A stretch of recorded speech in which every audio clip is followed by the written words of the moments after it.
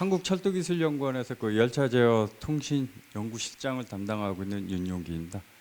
제가 오늘 이제 발표할 거는 이제 그 철도 유지 관리를 이제 디지털화를 해야 되는데, 이거를 하기 위한 어떤 기술로서 이제 EM5GR과 이제 클라우드 컴퓨팅 기술이 이제 요구가 되고 있습니다. 그래서 요거에 대해서 이제 간단하게 이제 설명을 드리도록 하겠습니다. 뭐 디지털이라고 하는 거를 이제 뭐 앞에서 이제 많은 분들이 이제 말씀을 드렸기 때문에 뭐 제 입장에서는 이제 유지 관리라고 하는 측면에서만 이제 본다고 하면은, 그러니까 새로운 디지털 기술을 이제 적용을 해가지고 유지 보수 관련 업무의 어떤 효율성과 생산성을 이제 높이고, 또 유지 보수 관련 업무의 어떤 환경에 어떤 변화가 생겼을 때 신속하게 이게 이제 빠르게 대응할 수 있다는 것을 이제 어떤 디지털 전환의 어떤 기대 효과라고 이렇게 저는 정의를 하고 있습니다. 그럼 과연 이것이 이제 철도의 어떤 디지털 전환이라고 하는 쪽으로 이제 했을 때 유지 관리적 측면에서 본다고 하면은, 지금 이제 철도 쪽에서의 어떤 유지 관리 업무는 사람을 중심으로 하는 어떤 유지 관리 체계인데, 그것을 이제 시스템이라고 하는 것으로 이제 전환하는 어떤 유지 관리 체계로 이제 되기 때문에 예측 가능한 어떤 유지 관리 체계를 이제 구축을 할 거고요.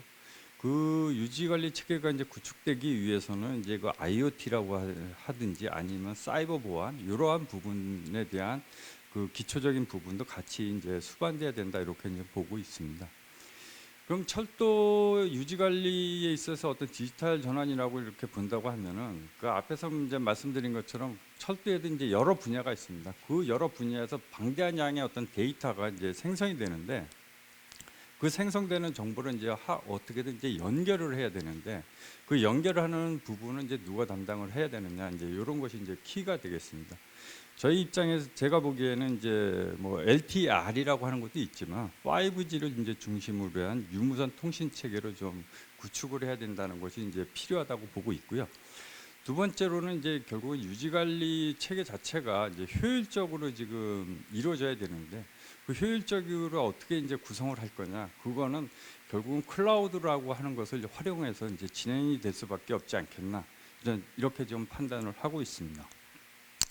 그러면 이제 이러한 그 두 가지 테마를 갖고, 그러면 저희 연구원에서는 어떠한 내용들을 하고 있는지를 이제 간단하게 이제 보고 설명을 드리도록 하겠습니다.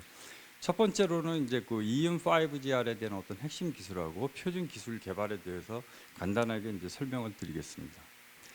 EM5GR이라고 하는 말, 또는 저기 5G 특화망, 뭐 이런 말들이 이제 사용이 되고 있는데요. 그것은 결국 이제 통신이 갖고 있는 어떤 특수성 때문에 이제 좀 나온 건데, 이 통신이라고 하는 분야는 제가 보기에는 굉장히 수요와 공급이라고 하는 부분이 굉장히 좀 잘 맞물려진 어떤 시장성을 이제 반영하고 있다고 이렇게 보고 있습니다. 통신을 이제 사용하고 있는 사용자 입장에서는 대용량 저지한 뭐 고신뢰 초연결이라고 하는 어떤 통신 서비스를 계속 요구를 하고 있고, 그거에 따라 가지고선 통신사들은 또는 그 5G니 이제 4G니 5G니 그 다음에 6G라고 하는 시스템을 이제 구축을 해서 그 요구하는 서비스를 이제 제공을 하려고 하고 있는데, 그 와중에 이제 문제가 이제 대두되는 것이 결국은 주파수라는 겁니다. 이게 한정된 주파수인데 과연 그것을 다 쓸 수는 없기 때문에 어떤 특정 공간이나 특정 지역을 한해서 좀 특화적으로 이제 좀 제한적으로 좀 서비스를 좀 풀면 해주면 이런 부분이 좀 해결되지 않겠나, 이런 것이 이제 특화망 또는 EM5G라고 하는 것이 이제 태동이 됐고요. 주파수는 이제 5GHz 또는 24GHz를 해가지고 다양한 산업에서 이제 다양하게 이제 활용을 하고 있습니다. 근데 이제 그 EM5G의 어떤 개발 동향이나 활용을 보면 국방, 에너지, 의료, 뭐 SOC 쪽에서 사용을 하고 있는데, 각 분야의 어떤 특성에 맞춰서 맞춤형으로 이제 개발이 되고 있다는 것이죠. 의료 분야의 경우는 많은 영상을 보여줘야 되니까 영상이라고 하는 서비스 중심으로 이제 특화돼 있고, 그 다음에 국방이라고 하는 거는 신속한 의사 결정을 해야 되기 때문에 저지형 고신뢰라고 하는 통신을 반드시 요구를 하고 있겠고요. 에너지 분야라고 하는 것은 막대하게 이제 그 설비를 구성하는 구성품의 어떤 상태를 정밀하게 이제 진단을 해야 되기 때문에 IoT 기반이라고 하는 것으로 이제 서비스를 이루어진다. 이런 것이 이제 특징이 되겠습니다. 그럼 철도 쪽에서의 어떤 이음 5G 개발은 어떤가? 지금 국내에서는 좀 그 사례를 좀 찾아보기는 좀 미비하고요. 해외에서 이제 찾아보면 뭐 꼭 이음 5G라고는 하지는 않지만 5G를 중심으로 해가지고서는 개발이 되고 있는데 유럽의 경우는 차세대 철도 통신망의 5G 통신 기술을 이제 활발히 이제 개발을 하고 있고 일본 같은 경우는 이제 5G 특화망 시범 사업을 하고 있습니다. 이거의 특징은 선로 및 승강장에서 발생되는 영상 정보를 이제 5G로 이제 전송을 한 다음에 AI가 이제 그 출입문 상태나 선로 상태를 판단하는 그런 목적으로 이제 사용이 되고 있습니다. 중국 같은 경우는 이제 스마트 레일웨이라고 하는 것을 이제 구축을 하려고 계획을 하고 있는데 이것은 이제 유럽하고 어떤 결을 이제 같이 하고 있고요. 그때 이제 사용될 것이 이제 5G이고 이때 필요한 기술인 그 철도에 필요한 그 기술을 이제 개발을 하고 있다 이렇게 보면 되겠습니다. 그러면 이제 국내에서는 이제 이거에 관련돼서 5G 연구를 어떻게 하고 있는지 우리 연구원을 중심으로 저희 연구원에서 수행하고 있는 것을 간단하게 좀 보고를 드리겠습니다. 우선은 저희 연구원에서 지금 개발하고 있는 것은 뭐 화두가 되고 있지만은 이제 열차도 이제 자율주행으로 해야 된다고 해서 열차 자율주행 기술을 개발을 하고 있는데 그 자율주행 기술에 가장 필요한 기술이 저지형 고신뢰성 열차 통신입니다. 그래서 열차가 직접 통신을 해야 되는데 그거에 대한 그 기술을 개발을 하고 있습니다. 그래서 이제 현재 이제 오송에서 이제 그 축소 시험 차량을 이용해 가지고선 열차 간 통신 기술을 이제 개발을 성능 검증을 하고 있고요. 실제 이제 저희가 이제 그 올해부터 과기부에 이제 지원을 받아 가지고서는 이음 5G R이라고 하는 핵심 기술과 표준 기술 개발에 이제 착수를 했습니다. 그래서 주요 연구 내용으로는 이음 5G R에 대한 핵심 기술과 이음 5G R하고 철도 쪽에서 쓰고 있는 LTR을 서로 연동하는 기술이 주요 연구 내용이 되겠는데요. 핵심 기술로서는 이음 5G의 어떤 플로우 매니지먼트 기술을 개발한다든지 5G R의 어떤 커버리 확장, 그 다음에 통합 타상 장치를 개발한다든지 통합 차상 안테나를 개발한다는 것이 주요 이제 기술이 되겠고요. 이러한 기술을 이제 개발한 걸 어디서 이제 성능 검증을 이제 해봐야 되는데 저희 쪽에서 우선적으로 이제 고려를 하고 있는 거는 오송 시험선을 우선적으로 이제 고려를 하고 있습니다. 왜 그러냐면 오송 시험선은 이제 철도 환경이 그대로 이제 반영이 돼 있기 때문에 즉 노선 길이가 한 13km가 되고요. 터널이 한 6개, 교량이 한 8개 정도 되기 때문에 아주 최적화된 상황이기 때문에 이제 대용량의 어떤 영상 정보 전송이라든지 제어 기술 전송이라든지 하는 그런 부분에 대해서 깔끔한 잘 성능 검증을 해볼 수 있다고 판단이 되고 있습니다. 이런 어떤 성능 검증을 통해 가지고서는 개발된 기술은 결국은 이제 상용화를 해야 되는 것이 저희 연구원과 이제 시스템 공급사의 어떤 역할인데요. 그거를 하기 위해서는 결국은 규격화라고 하는 부분이 이제 수반돼야 됩니다. 그래서 이제 저희는 국제 파트 쪽에서는 3GPP 규격에 이제 참여를 하고 있고 국내에는 이제 TTA 표준 규격을 작성하는데 이제 활동을 하고 있습니다. 그래서 올해부터는 이제 뭐 요 그림상으로 보면은 요 그림이 되겠지만 결국은 5G R에 대한 기반에 대한 철도 통신 사용자 요구 사용 사항이라고 하는 이런 어떤 그 규격을 좀 만들려고 이제 노력을 하겠습니다. 현재는 이제 이상 이제 그 이음 5G R에 대한 이제 발표를 이제 마쳤고요. 그 다음에 이제 저희가 클라우드 컴퓨팅 기술을 이제 철도 신호 쪽에다가 이제 적용하는 그거에 대해서 이제 간단하게 말씀을 드리겠는데 솔직히 이 부분을 발표를 하면 시스템 공급사들은 별로 이제 좋아하지 않을 것 같아가지고 하여튼 재미있게 이제 들어주시기 바랍니다.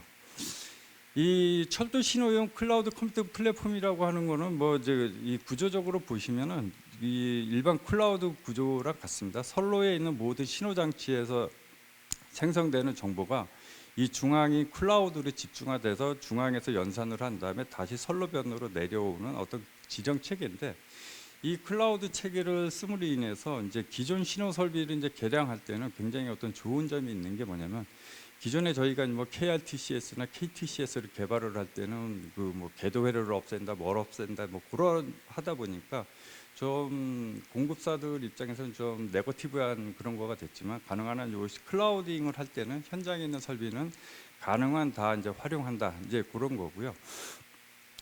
그다음에 이제 문제는 이제 전자연동 장치 같이 이제 이런 거를 이제 새로 이제 설치하거나 교체하거나 이제 유지 관리를 할 때 이제 유지 보유 비용을 이제 저희가 이제 절감한다는 뜻인데, 근데 그 얘기는 결국은 전자연동 장치 같은 것들이 이제 수량이 이제 거의 없어진다 이제 이렇게 얘기하면 장치가 없어지기 때문에 결국은 그런 부분이 이제 좀 네거티브하게 좀 들릴 수는 있겠지만, 그래도 이제 기술의 트렌드고 이게 경쟁을 해야 되기 때문에 이건 해야 된다고 보고 있습니다. 그렇지만 이제 이런 거를 하기 위해서는 결국은 기존의 이제 신호 시스템들이 구축하고 확보하는 안전성이 있는데, 이 동등 이상의 안전성이 이제 확보되기 전까지는 상용화가 이제 어렵기 때문에 요거에 대한 연구도 같이 이루어져야 된다고 보고 있습니다.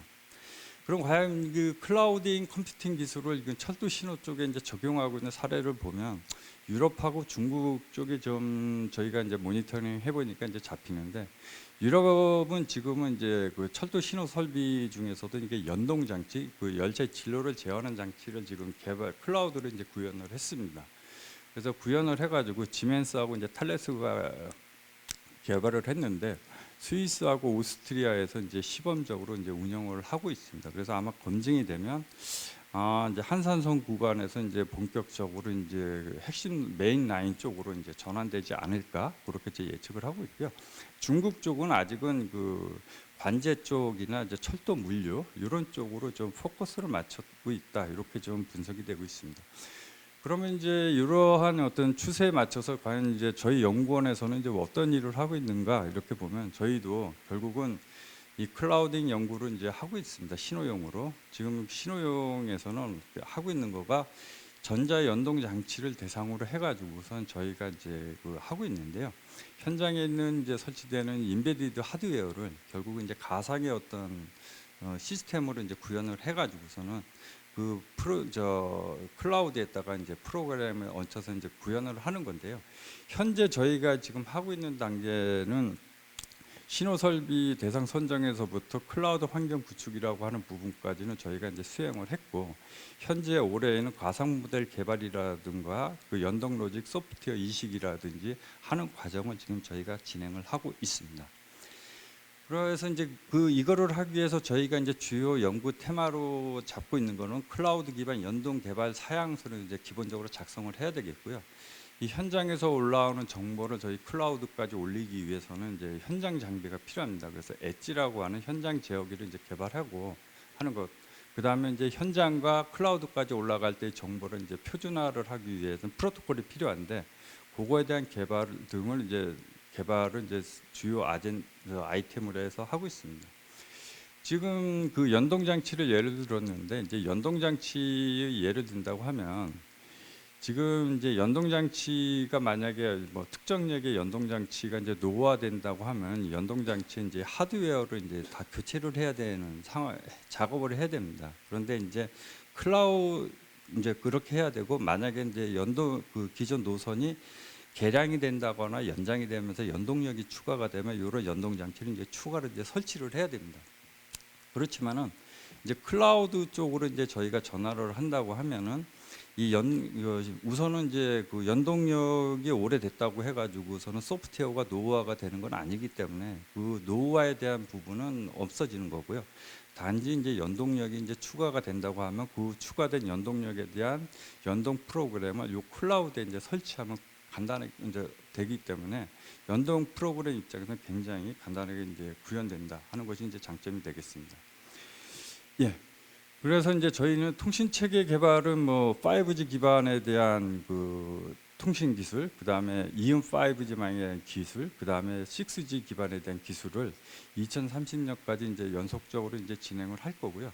철도 신호용 클라우딩 컴퓨팅에 대한 부분은 이제 24년 뭐 그때까지 개발을 한 이후에 이제 저희 상용화라고 하는 과정을 좀 준비하도록 하겠습니다. 근데 이런 거를 이제 하기 위해서는 이런 기술이 이제 활성화되기 위해서는 철도 유지 관리의 어떤 디지털화에 필요한 이음 5GR도 이제 LTR과 같이 활성화될 수 있도록 어떤 정책적인 어떤 그것이 좀 필요할 것 같고요. 그다음에 이제 클라우딩이라는 거는 이제 가상화를 하는 거기 때문에 이 가상이라고 하는 것을 활용하는 어떤 사전 검증이라고 하는 것도 이제 법적으로 이제 활용 인정될 수 있도록 어떤 정책적으로 좀 지원을 해주면 많은 도움이 될 것 같습니다. 이상 그 발표를 마치도록 하겠습니다. 감사합니다.